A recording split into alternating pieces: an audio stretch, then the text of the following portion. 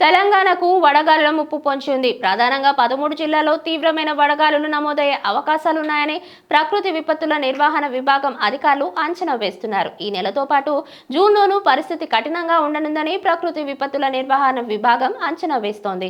ఈ మేరకు రాష్ట్ర ప్రభుత్వం తాజాగా విడుదల చేసిన హిట్ వేవ్ యాక్షన్ ప్లాన్ 2025లో పేర్కొంది. ఆదిలాబాద్, నిర్మల్, జగిత్యాల, కుమరంభీం, ఆసిఫాబాద్, మంచిర్యాల, పెద్దపల్లి, కరీంనగర్, వరంగల్, ములుగు, ఖమ్మం, సూర్యాపేట, మహబూబాబాద్, నల్గొండ జిల్లాలో వడగాలుల తీవ్రత అధికంగా ఉంటుందని గుర్తించారు.